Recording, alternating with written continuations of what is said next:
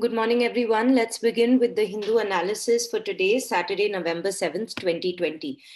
So, सबसे पहले page 1 में we can see a lot of American politics. इसके बारे में थोड़ा सा एडिटोरियल में हम लोग चर्चा करेंगे, लेकिन जब तक रिजल्ट्स नहीं आते तब तक हम लोग बात नहीं करेंगे इसके बारे में. ऑलरेडी हमें आइडिया है वैसे कौन जीतने वाला है, but let's do it when it happens officially. India will not accept shifting of LAC, chief of defence staff ने कहा. तो ये एक इंडिया और चाइना के बीच में कोर कमांडर लेवल की टॉक्स थी, जिसमें बात की गई थी about Chinese aggression towards India और कैसे वो इंडिया की सॉवरेनिटी के खिलाफ कुछ कुछ कर रहे हैं और कैसे India is going to take a stand to ensure national security. So एक चीज यहाँ पे हमारे लिए जो इम्पोर्टेंट है is line of actual control and line of control. दोनों थोड़ा सा there is a little bit of a difference between the two. Line of control India Pakistan के बीच, line of actual control India China के बीच. जो line of control है इसको पहले सीज फायर, मतलब अपनी फायरिंग को रोक दो, सीज फायर लाइन बोला था UN की अग्रीमेंट की वजह से 1948 में, UN के interference के वजह से. We will not term the word interference. United Nations has been made only for this purpose ताकि world peace रहे. इस सेम चीज को LOC बनाया शिमला अग्रीमेंट में in 1972. तो इसका नाम designated, it was designated as line of control in the Shimla agreement in 1972. अगर हम इसकी sanctity के बारे में बात करें कि क्या ये legal है, तो ये डिलिनेटेड है मैप्स पे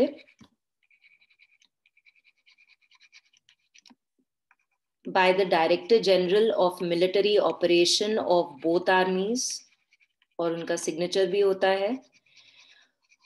और इस पर्टिकुलर लाइन को हम एक इंटरनेशनल सैंक्टिटी भी मिली है of being a legal agreement. It is a legal agreement. On the other hand, अगर हम लाइन ऑफ एक्चुअल कंट्रोल के बारे में बात करें जो इंडिया चाइना के बीच में है, तो ये बायलेटरल टॉक्स की वजह से हुआ था 1993 में. पर एक सिर्फ और सिर्फ एक कॉन्सेप्ट है, इसमें कोई लीगल स्टैंडिंग नहीं है. क्यों करके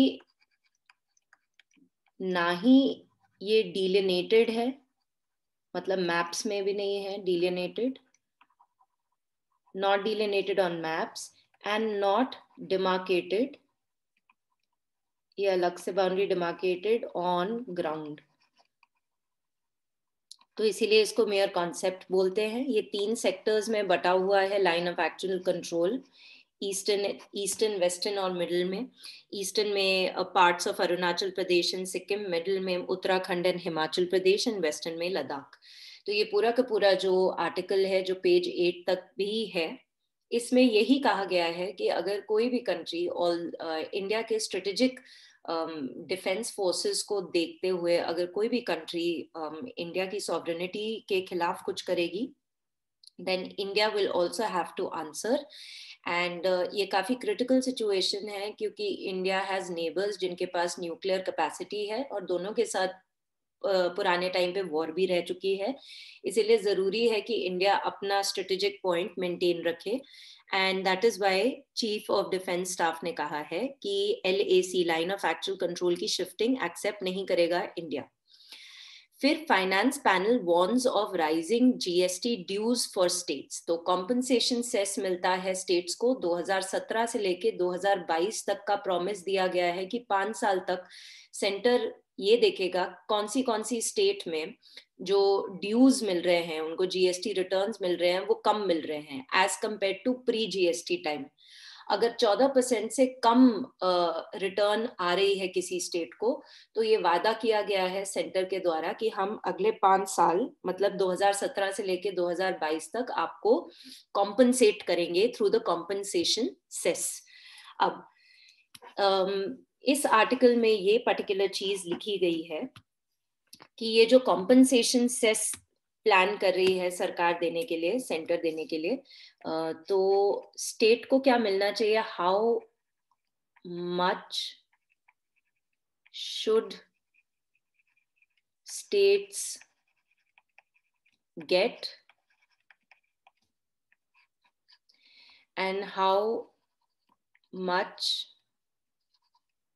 are states receiving, मतलब उनको कितना मिलना चाहिए और उनको एक्चुअली कितना मिल रहा है, इन दोनों के बीच के गैप की बात कर रहे हैं और कहते हैं ये गैप बढ़ने वाला है up to 7 lakh crore by 2022 because 2022 तक वादा किया है ये कॉम्पनसेशन देने का।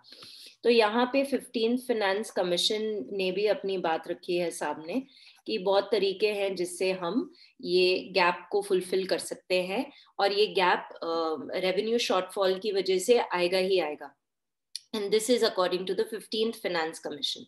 अभी इसी के साथ साथ पेज 8 में 15th Finance Commission की बहुत सारी और terms of reference भी आई हैं. So let's go there. This is page 6, page 7, page 8. Okay. So सबसे पहली बात तो एक और चीज है, panel has also delivered on its more unusual term of reference including the question of creating a separate mechanism for funding defense and internal security. So ये भी बोला गया था 15th फाइनेंस कमीशन को कि आप कोई प्रपोजल बनाइए जिसके द्वारा हम एक नया फंड बना सकें जो कि डिफेंस और इंटरनल सिक्योरिटी के लिए यूज हो सके। सो इसके लिए पैसे कहाँ से आ सकते हैं इसके बारे में भी 15th फाइनेंस कमीशन ने बात की है। क्या ये सेस से आना चाहिए, क्या ये सरचार्ज से आना चाहिए? शुड दिस मनी कम, देखो जैसे डिफेंस फोर्सेस के पास काफी ज्यादा सरप्लस लैंड होता है जहां पे वो घर बना के देते हैं या फिर जो भी उनकी सहूलतें होती हैं वो सारे के सारे कैंटोनमेंट्स बिल्ड करते हैं, पर उसके अलावा भी डिफेंस के पास काफी सरप्लस लैंड है। अगर वो सरप्लस लैंड को बेच दे तो भी उनको पैसा मिल सकता है। फिर टैक्स फ्री डिफेंस बॉन्ड्स भी आ सकते हैं। So what are tax free defence bonds? Bonds का मतलब क्या होता है? लॉन्ग टर्म कर्जा, डेट इंस्ट्रूमेंट हम दे रहे हैं। लॉन्ग टर्म कर्जा, ये डेट इंस्ट्रूमेंट हम क्यों खरीद रहे हैं? बिकॉज हमें पता है ministry of defence is involve कि अगर हम आम आदमी इसमें इन्वेस्ट करेगा तो पहली बात तो उसको टैक्स में थोड़ा सा बेनिफिट मिलेगा। दूसरी बात, क्योंकि ये मिनिस्ट्री ऑफ डिफेंस के अंदर आ रहा है, सरकारी ये बॉन्ड है, इसका मतलब हमें हमारे इन्वेस्टमेंट के रिजल्ट्स पक्का ही पक्का मिलेंगे। We will get our returns and as promised and it is risk free, it is a long term debt instrument। हम अपने पैसे बना पाएंगे, डिफेंस सर्विसेज को भी पैसा मिलेगा जो कि वो इस फंड में डाल सकते हैं, दिस फंड। एंड साथ ही साथ पीपल रिस्पॉन्ड टू इंसेंटिव्स और हमें अगर टैक्स इंसेंटिव्स मिले तो शायद हम इसमें इन्वेस्ट भी करें। फिर एक और तरीका इन्होंने बोला, कहा कि डिस इन्वेस्टमेंट कर लो। We can do disinvestment of defence public sector units. So disinvestment होते हैं सेलिंग ऑफ शेयर्स, हिस्सा बेचना। हिस्सा अगर किसी को बेचोगे तो ऑब्वियसली आपको पैसा मिलेगा और अगर जब पैसा मिलेगा तो आप उससे अपना फंड प्रिपेयर कर सकते हो। सो ये बहुत सारे ऑप्शंस हैं।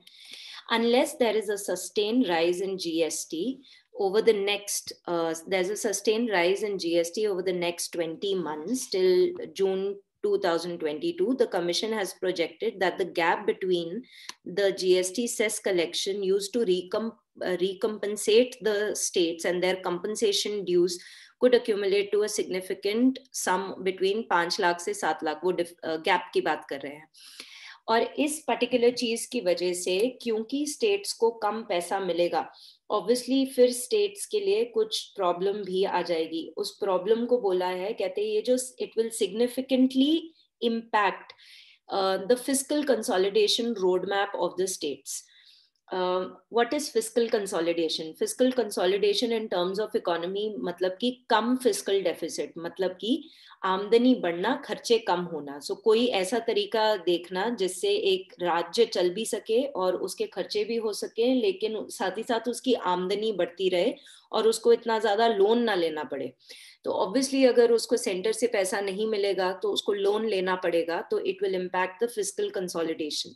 The centre has also allowed the states to borrow from the market to meet part of the shortfall with the assurance कि ऐसा लोन जब स्टेट्स लेंगी मार्केट से तो उसका जो इंटरेस्ट वगैरह है वो जीएसटी सेस कलेक्शन से वापस दिया जाएगा। और जीएसटी सेस किस किस चीजों के ऊपर लगता है? लग्जरी गुड्स या फिर सिन गुड्स के ऊपर। तो ये अगर जीएसटी की कलेक्शंस बढ़ती रहें तो ये बेटर होगा, और अगर नहीं होंगी तो फिर इससे थोड़ी फिस्कल कंसोलिडेशन में प्रॉब्लम आ सकती है। फिर severe pollution continues to choke the capital, again severe category में है the air quality index of Delhi and central pollution control board. तो इतनी देर से हम इसकी बात कर रहे हैं, आज हम लोग ये since we've discussed it many times, एक चीज जो हमने डिस्कस नहीं की, चलो वो डिस्कस करते हैं, सेंट्रल पोल्यूशन कंट्रोल बोर्ड। तो पहली बात तो ये कौन सी मिनिस्ट्री के अंदर आता है? Ministry of environment, forest and climate change, correct. अब ये चीज कौन सी बॉडी है? ये एक स्टैट्यूटरी बॉडी है। ये स्टैट्यूटरी बॉडी बनी कौन सी एक्ट के अंदर है? Water Prevention and Control of Pollution, Prevention and Control of Pollution Act 1974। फिर बाद में बोला गया कि इसके जो पावर्स और जो फंक्शंस होंगे वो ये डिराइव करेगा out of air prevention and control of pollution act 1981, और ये टेक्निकल असिस्टेंस देगा या टेक्निकल सर्विसेज देगा to the ministry of environment, forest and climate change under environment protection act 1986। So ये बना water prevention and control of pollution act 1974 के अंदर। फिर इसको पावर्स एंड फंक्शंस मिले air prevention and control of pollution act के अंदर, और ये टेक्निकल सर्विसेज देगा अपनी मिनिस्ट्री को under environment protection act. Then we go on to another one on page 1, will start NRC afresh after polls if apex court allows Assam minister। ठीक है जी। सो आपको पता है कि NRC का अपडेशन का प्रोसेस असम में शुरू हुआ था 2019 में। एक रिजल्ट भी आया था इसके ड्राफ्ट का, लेकिन ये देखा गया था कि करीबन 19 लाख लोगों को निकाल दिया था एनआरसी के लिस्ट में, नेशनल रजिस्टर ऑफ सिटीजन्स में से। और ये 19 लाख लोगों में से कुछ जो केसेस थे वो काफी उटपटांग थे, जैसे हस्बैंड वाइफ का नाम नहीं था लेकिन बच्चों का नाम था। सो इसीलिए गवर्नमेंट ने बोला कि ये एनआरसी की जो अपडेशन की एक्सरसाइज है वो फ्लॉड है, और अगर जरूरत पड़े तो ये दोबारा से करनी पड़ेगी। तो अब असम की सरकार ने ये बोला है कि 2021 की इलेक्शंस के बाद वो दोबारा से ये एनआरसी की एक्सरसाइज करवाएंगे, दोबारा से एनआरसी की एक्सरसाइज कराएंगे अगर सुप्रीम कोर्ट ने अलाउ किया तो।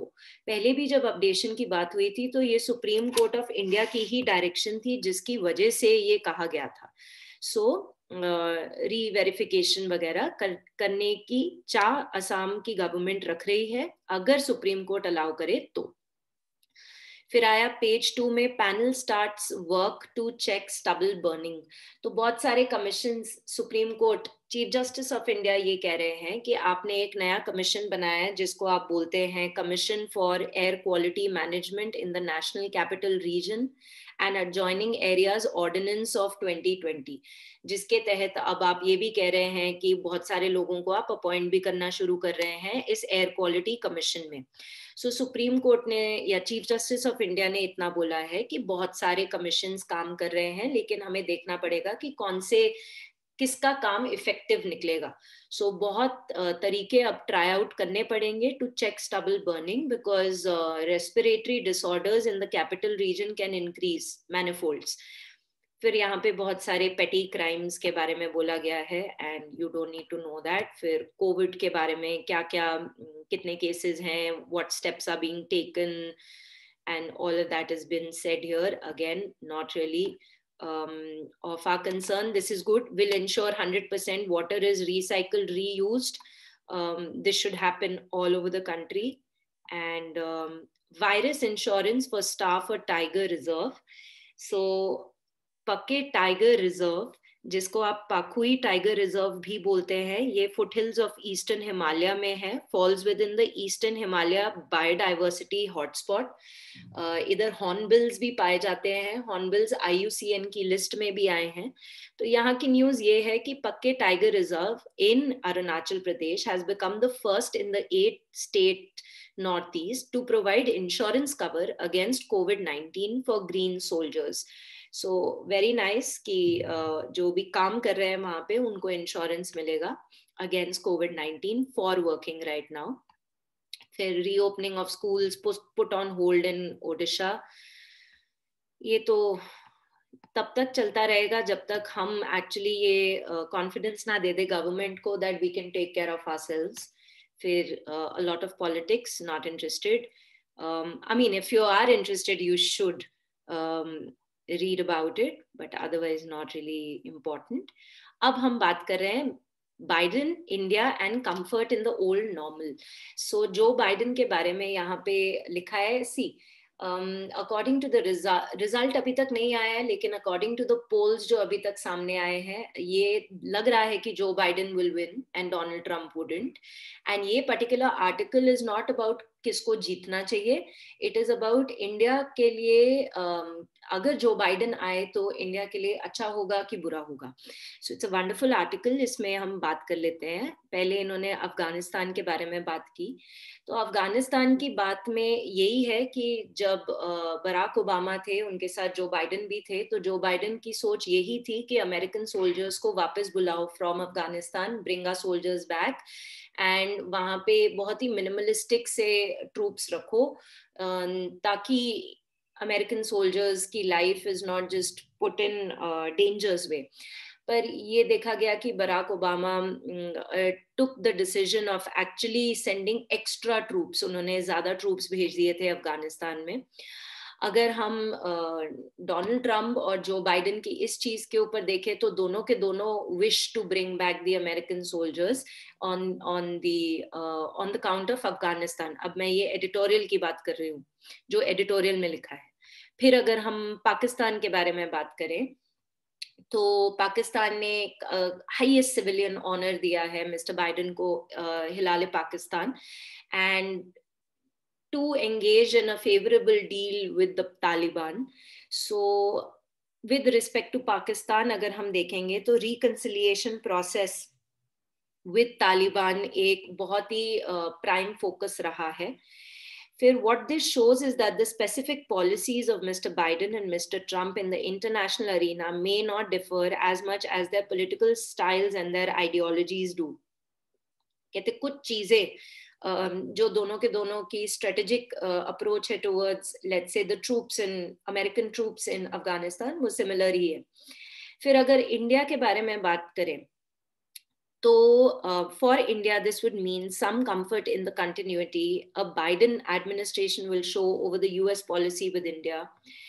While Mr. Trump owned the Indo-Pacific policy later, the policy owes its origin to Obama-Biden administration that first focused on Asia-Pacific in order to build a coalition to counter Chinese inroads in the region during his visit to New Delhi. So, ये जो Indo-Pacific policy है जो अभी हम देख रहे हैं in terms of quad exercises या फिर जो भी agreement sign हुई है, इसका genesis जो बाइडेन और बराक ओबामा की एडमिनिस्ट्रेशन में ही हुआ है. It is also likely that Mr. Biden will build on the military foundational agreements, 4 की 4 जो साइन की हैं, strengthen military cooperation and push the sale of US military hardware into India. तो ये मिलिट्री साइड देख ली. फिर अगर हम ट्रेड की साइड देखें तो डोनाल्ड ट्रम्प के रेजीम ने इंडिया के ऊपर जो जनरलाइज सिस्टम ऑफ प्रेफरेंसेस था, स्टेटस था हमारा, वो हटा दिया था. जनरलाइज सिस्टम ऑफ प्रेफरेंसेस ये आप WTO में पढ़ेंगे. पर क्या होता है कि कोई डिफरेंशियल ट्रीटमेंट हम देना शुरू कर देते हैं. इतना कोटा नहीं लगाते, इतनी ड्यूटी नहीं लगाते जब कोई गुड्स किसी डेवलपिंग कंट्री से आते हैं. लेकिन अगर कोई डेवलप्ड कंट्री से कोई गुड्स आते हैं, मेरे कंट्री में एंटर करते हैं, तो हम ज्यादा ड्यूटी, ज्यादा कोटा लगा देते हैं उनके ऊपर. So quantitative restrictions and a lot of taxes are not put when you give the generalized system of preferences status to somebody. ये ट्रम्प एडमिनिस्ट्रेशन ने हटा दिया था. So the editorial thinks maybe Biden administration इसको वापस से ले आए. वीजास के बारे में अगर हम बात करें तो जो बाइडेन ने बोला है, ये आश्वासन दिया इंडियन अमेरिकन को कि वो अंडरस्टैंड करते हैं कि बहुत क्या वैल्यू है इंडियन इमिग्रेंट्स की यूनाइटेड स्टेट्स ऑफ अमेरिका में, and importance of India's outsourcing industry to the US, which basically means that on the question of visas, the Biden administration अगर आए तो they will favor Indians. कहाँ पे frictional areas होंगे अगर Biden administration आ जाए United states of America में, तो वो इंडियन एडमिनिस्ट्रेशन के साथ कि कहाँ पे फ्रिक्शन रहेगा. सी यहाँ पे हम लोग हॉस्टाइल वर्ड यूज नहीं कर रहे, we just talking about a friction, क्योंकि जो बाइडेन की एडमिनिस्ट्रेशन ने बहुत ही वोकली बोला है कि उनको थोड़ी प्रॉब्लम्स है इंडिया से. See pending review by the US commission on international religious freedom, ये Indian international religious freedom report आती है जिसमें इंडिया को अब कंट्रीज ऑफ पर्टिकुलर कंसर्न में डाल दिया. पहले हम टियर 2 कंट्री थे, जिसका मतलब हमारे पास काफी शॉकिंग वायलेशंस होती है in terms of religious intolerance. So he has been very vocally against the Jammu and Kashmir issue and Citizenship Amendment Act and communal caste-based violence in India, actions against the NGO and media की freedom जो कम हो रही है India में, ये थोड़े से frictional areas हैं. Also because 2013 में जब जो बाइडेन यहाँ पे आए थे तो बड़े vocally उन्होंने कहा था, we admire the way you have melded ethnicities, faith, tongues into a proud single nation. The way entrepreneurship seems almost hardwired into Indian society, from the rickshawalas to the web programmers, and maybe most of all, we admire your democracy and the message that your democracy sends to the people all over the world. So ये थोड़े frictional areas हो सकते हैं. अब बात ये है कि it will be the old normal. Now let's read the heading and we'll understand. Biden, India and comfort in the old normal. तो ये editorial का end ये होता है कि अगर जो बाइडेन एडमिनिस्ट्रेशन आए तो इतनी कोई बड़ी बात नहीं होगी हमारे लिए, क्योंकि ऑलरेडी ऐसा चल रहा था. So all we have to do is get back to the old normal. फिर हम बात कर रहे हैं market dictates and blow against equality. अब जीएसटी की जब हम बात करें तो बहुत सारी चीजों पे जीएसटी पे 0% टैक्स स्लैब पे है, और बहुत काफी सारी चीजों के ऊपर टैक्सेस लगते हैं. उनमें से कुछ चीजें हैं व्हील चेयर्स या फिर ब्रेल, मतलब कि जो डिसेबल्ड हैं उनको एबल रहने के लिए या फिर वॉक करने के लिए या फिर कुछ पढ़ने के लिए जो इक्विपमेंट्स की जरूरत है, उसके ऊपर भी जीएसटी लागू है. अब क्या ये जीएसटी जस्टिफाइड है कि नहीं है, इस चीज के ऊपर ये आर्टिकल है. So let's read it.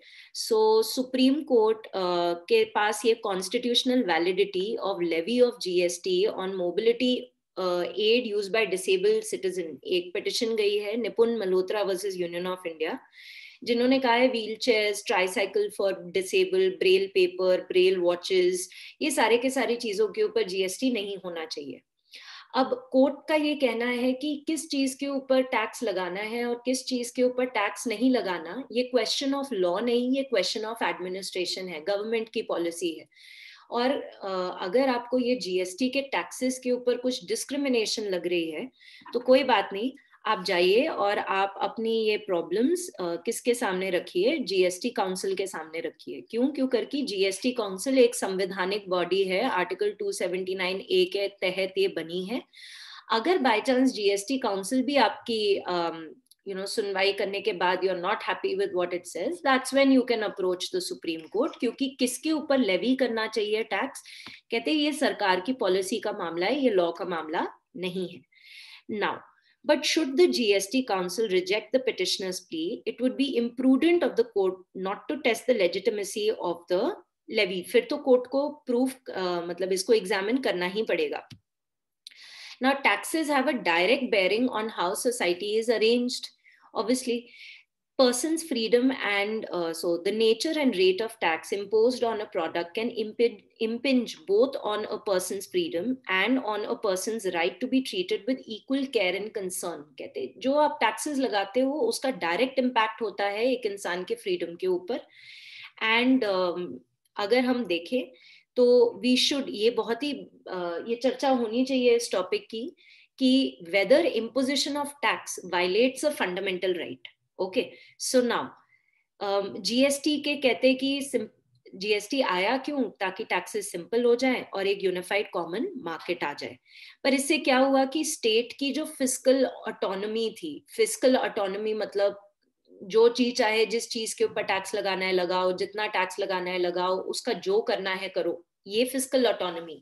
अब जो मर्जी टैक्स लगाओ का मतलब ये नहीं कि 50% टैक्स लगा दो, obviously maximum limits are set, but अपनी फिस्कल कंसोलिडेशन के लिए स्टेट अपने आप ऑटोनमस डिसीजंस ले पाती थी, जो कि जीएसटी के बाद नहीं ले सकती। अब क्या होता है कि जीएसटी से पहले ये सारे मोबिलिटी एड्स जो थे, ये सारे के सारे इम्यून थे फ्रॉम इनडायरेक्ट टैक्सेस, मतलब इनके ऊपर टैक्सेस वगैरह नहीं लगते थे। और कभी कभार मोस्टली स्टेट्स में एग्जेम्पशंस मिलती थी ऑन सच गुड्स। लेकिन जीएसटी जैसे ही आया तो ये सारी मोबिलिटी, व्हील चेयर वगैरह, ब्रेल पेपर ब्रेल इंस्ट्रूमेंट्स के ऊपर 18% टैक्स पहले लगा था, फिर बहुत ज्यादा पब्लिक आउटक्राई हुआ, फिर उसको 5% कर दिया।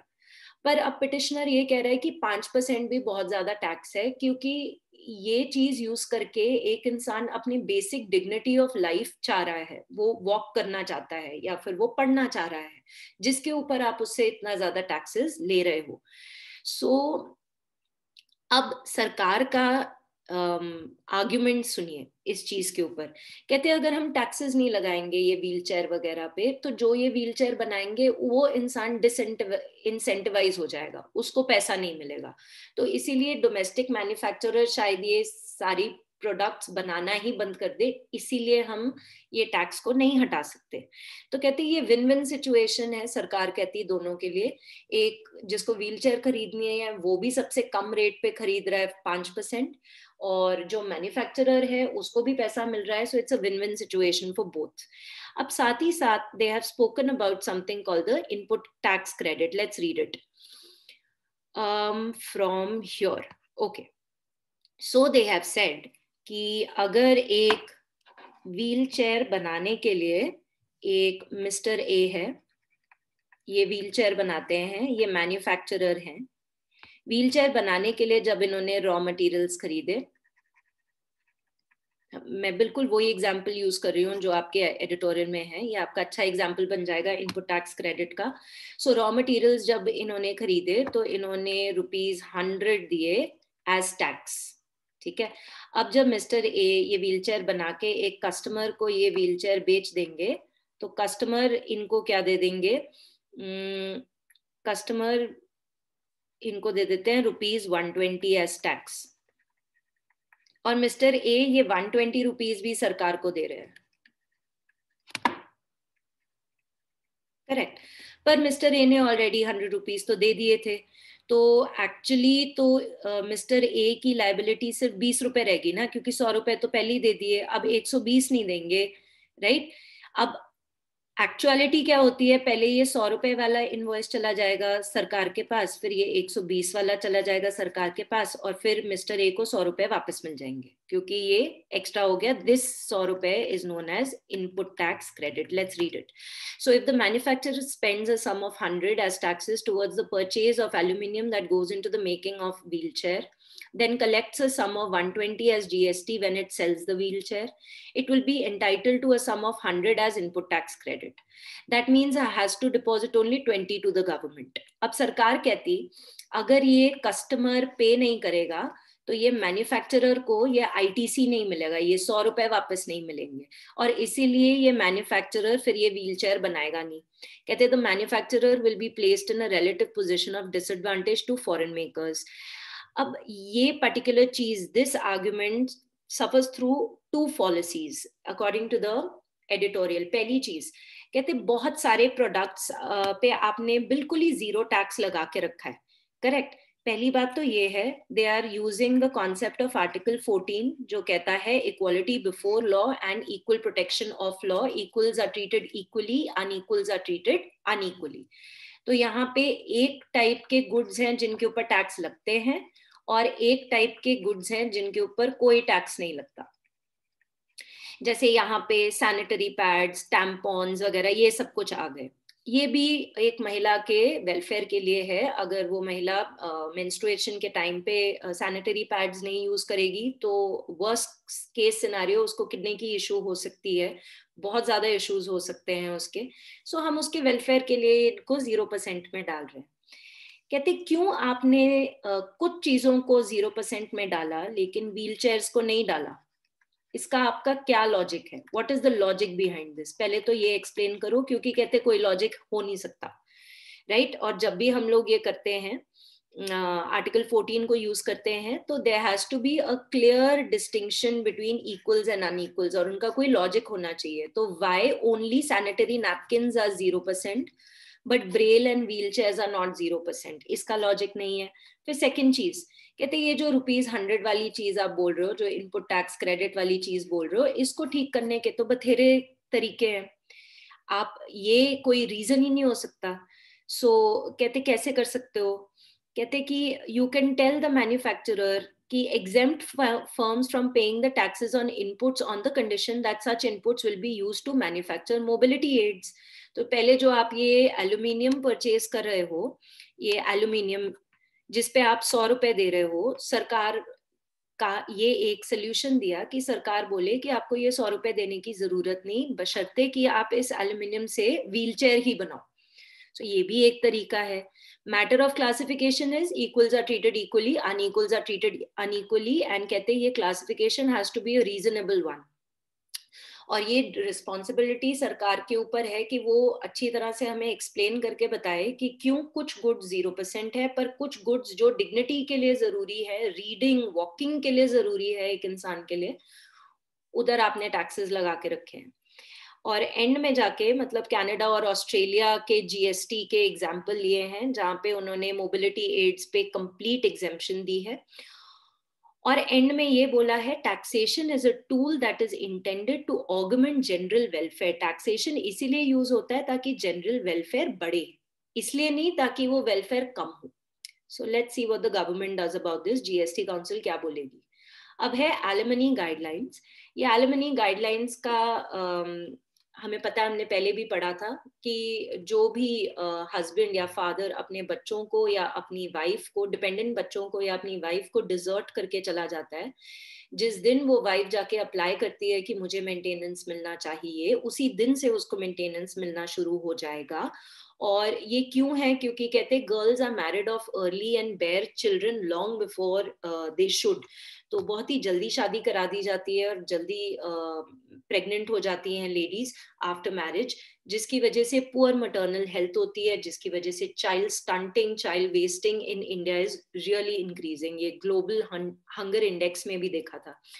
अब कहते हैं मोर और लेस कभी कभार जब हस्बैंड अपनी वाइफ को छोड़ के चला जाता है और अगर वो फाइनेंशियली इंडिपेंडेंट नहीं है, so this editorial is not saying कि हर एक महिला फाइनेंशियली इंडिपेंडेंट नहीं है, but the ones who are not financially independent, उनकी देखभाल करने की जिम्मेदारी उस हस्बैंड स्लैश फादर पे है। आर्टिकल 15 क्लॉज 3 भी हमें कहता है कि ये डिस्क्रिमिनेशन वाला आर्टिकल है, रिजर्वेशन वाला, जो कहता है कि पार्लियामेंट के पास पूरी की पूरी जिम्मेदारी भी है और राइट है टू मेक लॉज ताकि महिलाएं और बच्चों के लिए कुछ स्पेशल प्रिविलेजेस हों। और दूसरी बात, आर्टिकल 39 ऑफ द कॉन्स्टिट्यूशन जो directive principle of state policy है, वो भी बहुत सारे तरीकों से स्टेट को उसकी रिस्पॉन्सिबिलिटी याद कराता है। और वो बोलता है दोनों महिलाएं एज वेल एज मेन, ये दोनों के लिए अपॉर्चुनिटीज हैं, right to work, right to livelihood, right to protect the health of the women and the children. तो इस करके ये मेंटेनेंस की जरूरत है। That's all for this article. बाकी तो they are talking about the same thing जो हमने बात कर लिया है। The price of saying no, see, this is just, if you're interested you can read about it। ये लव जिहाद वगैरह जो भी शुरू हुआ है, ये इसी केस की वजह से हुआ है। इट्स क्वाइट हार्ट रेंचिंग, मतलब काफी अजीब सी चीजें होती है हमारे देश में।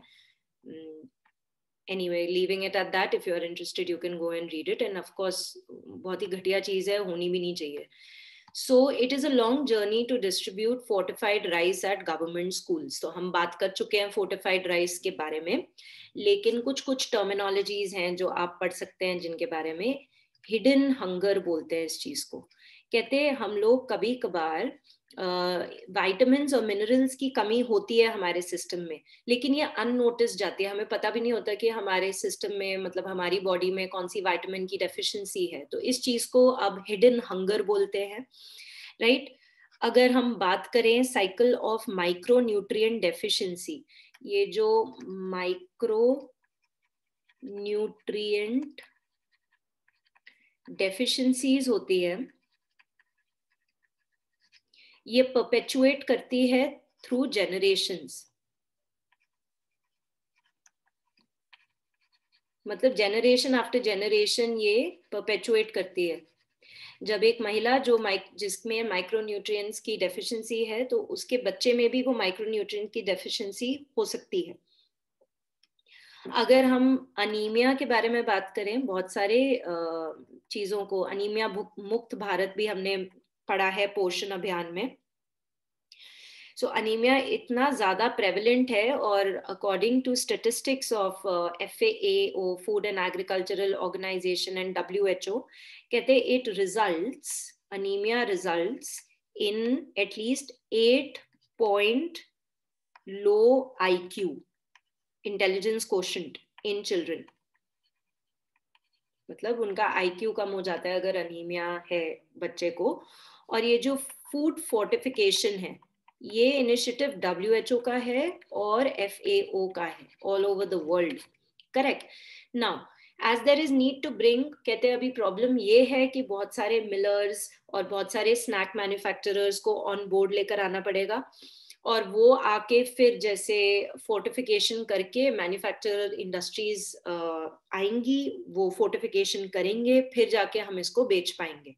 कहते इससे एक प्रॉब्लम ये हो सकती है कि जो लोकल इकोनॉमी है वो सफर कर सकती है, जो नॉर्मल अनाज बेच रहे हैं जो फोर्टिफाइड नहीं है, क्योंकि फोर्टिफिकेशन का प्रोसेस करने के लिए भी इंडस्ट्रीज चाहिए, मैन्युफैक्चरर्स चाहिए, तो आप ये वाला काम हर एक को नहीं दे सकते।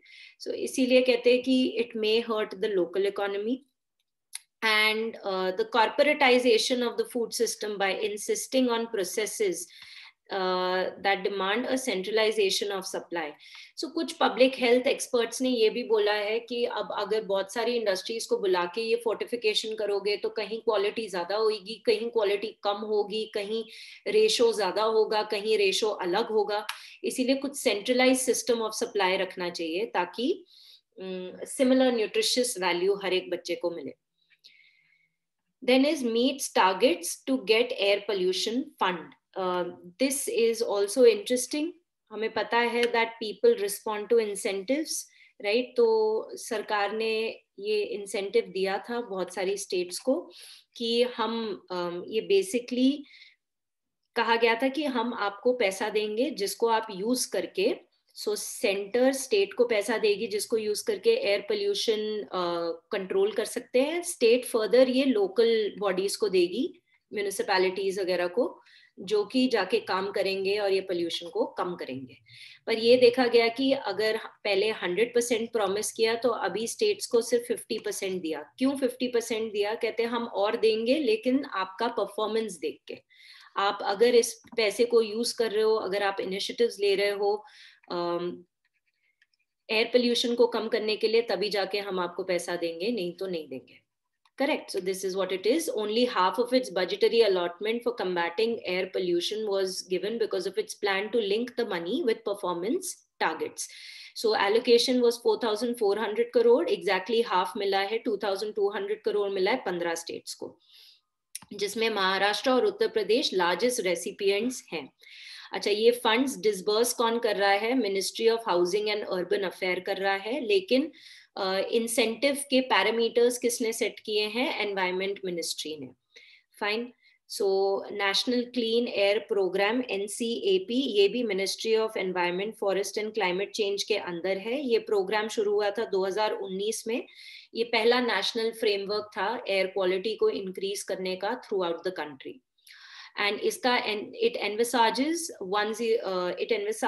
that most polluted cities का जो air pollution है, it will be reduced by 20 to 30% by 2024 with the reference year of 2017. Haryana clears bill on right to recall panchayat member. तो दो चीजें की हैं हरियाणा की सरकार ने. पहला तो ये एक अमेंडमेंट लेकर आया है कि अब एक ग्राम पंचायत में से जो सरपंच हैं या जो पंच हैं, उनको उनके टेन्योर खत्म होने से पहले ही निकाला जा सकता है कुछ कुछ ग्राउंड्स पे.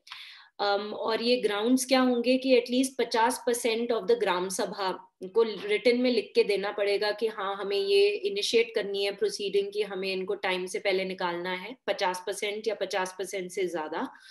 और फिर ये सीक्रेट बैलेट होगा. सीक्रेट बैलेट इसलिए होगा ताकि लोग डरे ना, राइट, और सीक्रेटली अपने अपने वोट्स देंगे. और 2/3 अगर प्रेजेंट एंड वोटिंग वोट दे दिया तो फिर उनको हम जो ग्राम पंचायत के लोग हैं, चाहे वो सरपंच है चाहे वो पंच है, उसको निकाला जा सकता है बिफोर टर्म.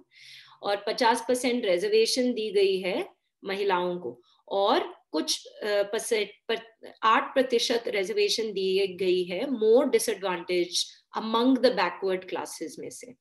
सो बैकवर्ड क्लासेस में से भी जो बहुत ही डिसएडवांटेज है, उनको भी एक्स्ट्रा रिजर्वेशन दी गई है. This is about your whatever Instagram and Diwali, not important, Trump all over. अब आया आपका NBFCs, non-banking finance companies. non-banking finance companies obviously ये demand deposit accept नहीं करती. कुछ NBFCs time deposit जरूर accept करती है. ये देखा गया है कि बहुत सारे केसेस, दीवान हाउसिंग फाइनेंस कॉर्पोरेशन का केस ले लो, बहुत सारे केसेस हमारे देश में देखने को मिले हैं जहाँ पे NBFCs में बहुत प्रॉब्लम्स हैं, फाइनेंशियल कंस्ट्रेंट्स हैं, और इसीलिए ये NBFCs को ज्यादा रेगुलेशन देना पड़ेगा.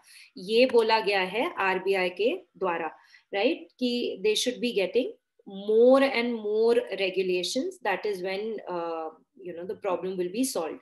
Okay, so here significant externalities, कोई prudential regulatory framework बना के दो ताकि problem ना मिले, मतलब problem ना हो NBFC में, क्योंकि अगर वहां पे NPA की problem होगी तो पूरे financial system में इसकी problem चलती रहेगी. So अब इस पूरे के पूरे आर्टिकल में एक वर्ड यूज किया गया है, regulatory arbitrage. Right here, right. So कहते हैं observing that NBFCs currently enjoyed a great degree of regulatory arbitrage. Now what is this regulatory arbitrage? We need to understand. देखो, हमारे देश में जो मतलब पूरे विश्व भर में ग्लोबल जो फाइनेंशियल सिस्टम है वो बहुत ज्यादा तेजी से बढ़ रहा है. तो हमारे देश में भी बहुत सारे ऐसे फॉरेन एंटिटीज आती हैं जो आके बैंक भी बनाने की कोशिश करती हैं, फॉरेन बैंक्स भी हैं, और जो कि NBFCs भी बनाने की कोशिश करती हैं. अब NBFC की अगर हम बात करें तो उसमें काफी सारी जो रेगुलेशंस हैं वो देखने को नहीं मिलती. मतलब बैंक्स के ऊपर रेगुलेशन ज्यादा है, NBFC के ऊपर थोड़ी कम है. जैसे कि lending limits, risk spread, restriction on branches की एक्सपेंशन, कैपिटल एडिक्वेसी रिक्वायरमेंट, बहुत सारी ऐसी रिक्वायरमेंट्स है जो बैंक को करनी पड़ती हैं जो NBFC को नहीं करनी पड़ती. इसीलिए ये देखा गया है कि बहुत सारे ऐसे बाहर की एंटिटीज आती हैं और वो चाहती हैं कि वो NBFC बने rather than becoming a bank. इस पर्टिकुलर एंड क्यों करते हैं? To enjoy this regulatory arbitrage. इसी चीज को खत्म करने की बात की है अब RBI ने. So Mr. Rao said that the share of NBFC microfinance institutions. अब ये NBFC microfinance institution क्या है? ये 2010 में एक मालेगम कमेटी थी जिसने ये क्रिएट किया था. So 2010 में मालेगम कमेटी थी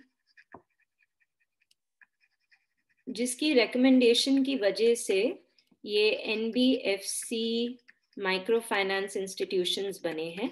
ये बेसिकली क्या करते हैं? ये लोन देते हैं टू पुअर पीपल विदाउट अ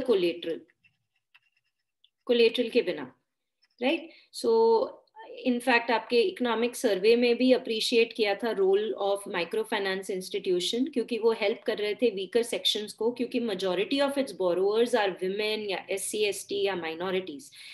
इसको रेगुलेट कौन करता है? आपका RBI रेगुलेट करता है और ministry of corporate affairs regulate करता है। कौन कौन बोरो कर सकता है माइक्रो फाइनेंस इंस्टीट्यूशन से? ऐसा हाउस होल्ड जिसकी एनुअल इनकम जो है, हाउस होल्ड बोल रही हूँ, ऐसा हाउस होल्ड जिसकी एनुअल इनकम जो है वो 1.25 लाख से ऊपर नहीं होनी चाहिए रूरल एरिया में, और 2 लाख से ऊपर नहीं होनी चाहिए अर्बन एरिया में, राइट?